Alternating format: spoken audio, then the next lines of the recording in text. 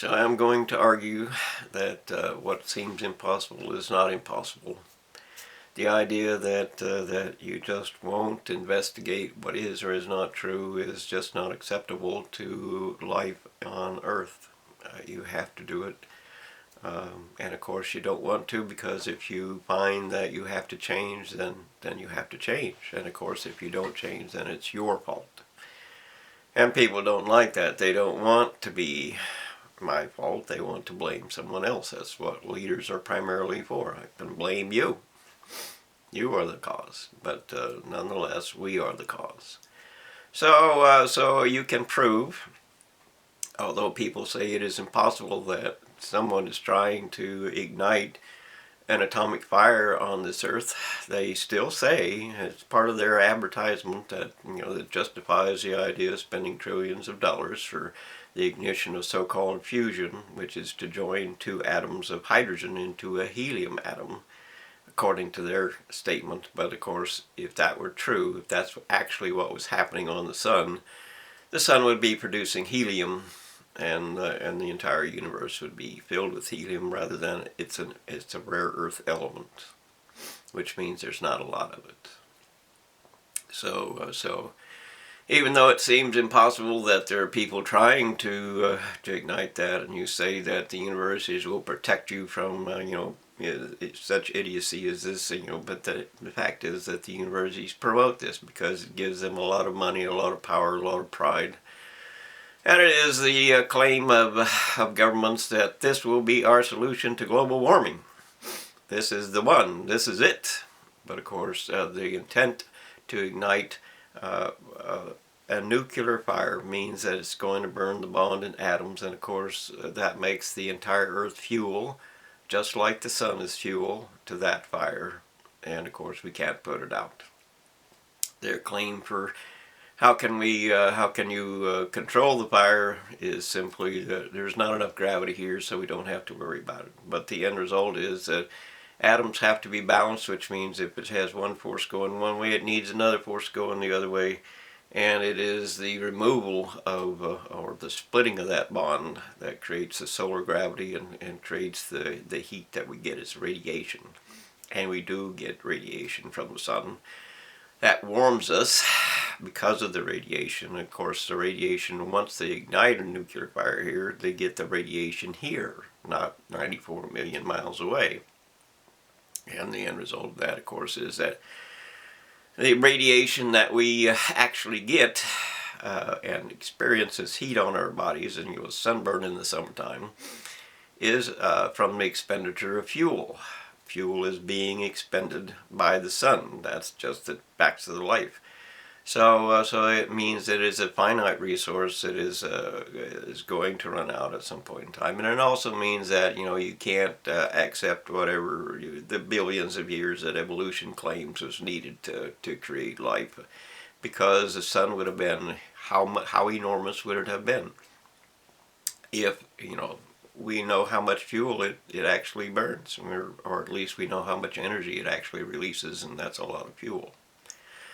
So it had to be enormously bigger, and of course, even 10,000 years ago it was bigger than it is today, and so on and so on. So what seems to be impossible is not impossible. They are literally trying to ignite the same fire that's on the sun, and their tomac reactors can do nothing else.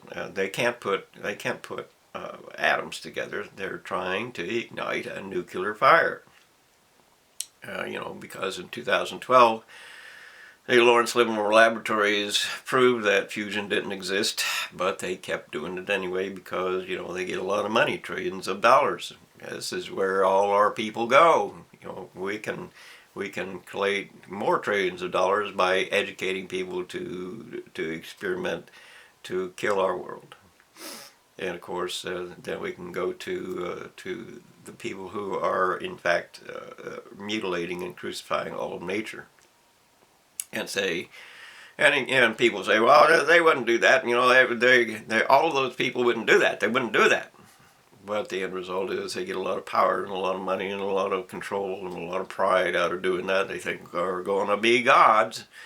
we're going to create, with evolution, we're going to add chaos, and we can just keep adding chaos, and we can add chaos, and we can add chaos, and then we can add chaos more into the genetics that are nature that gives us life and gives us a body and gives us eyes to see with and lungs to breathe with and, body to move with and so on. But of course, they can't turn it back. It's just like the bird flu.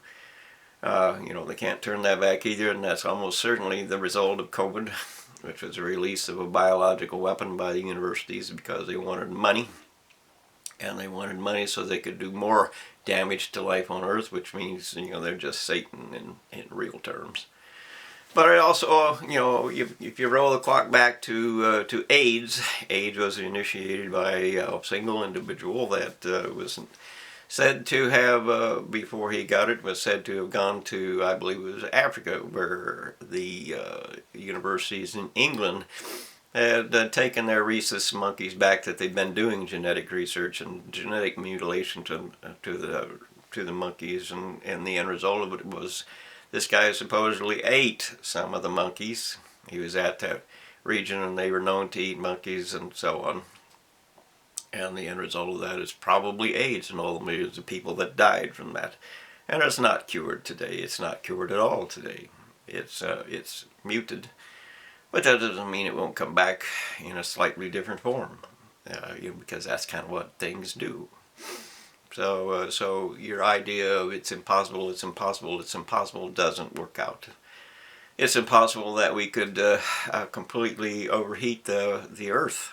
That's impossible too, and yet it happened. And it's impossible that we could throw a quadrillion tons of plastic out into the oceans into life, and that's impossible, but it's done. And we can, trillions of tons of poison have been dumped on the Earth all around the water supplies, and you say that's impossible. It's impossible that we could run out of water. It's impossible that we could even run out of oxygen. It's impossible that the atmosphere could come detached from the planet. But although you look at Venus, for instance, and supposedly measures out at 700 some miles per hour, and Jupiter, of course, has enormous winds as well, and so on. So it's not impossible. I say that, or I told you, and it's not impossible that we will run out of food because they're completely ruining the plants. They completely, you say, well, we got more, but the end result is that they're simply removing all of the immunity, all of the defenses of a plant to make it produce more. And they're sterilizing all the plants to make it produce more, and the end result is that we have nothing left, because the end result is, like I've told you with corn, which has produced a greater yield, but the end result is that without those defenses, all that's left is the university.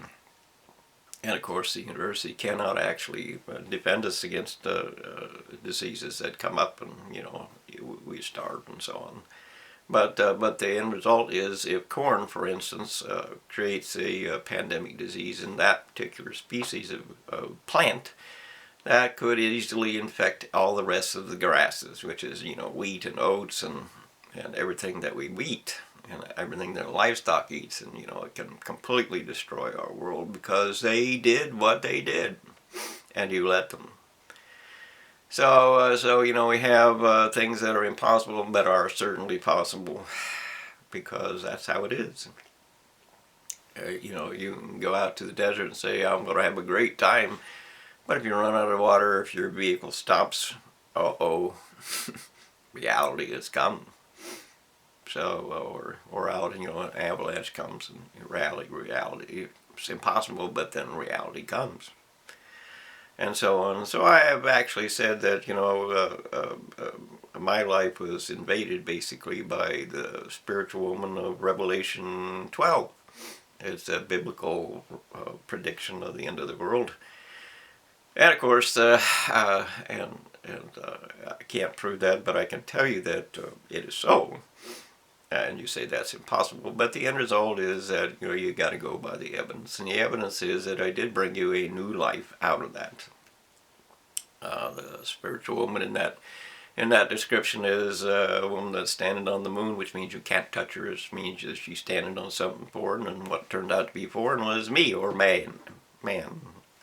So the end result is that world law, we don't need leaders, we need world law. And we need limited capitalism, because that will modify our behavior, will modify our ability to control people who get too much money and then attack us with it. So we have to have both of those.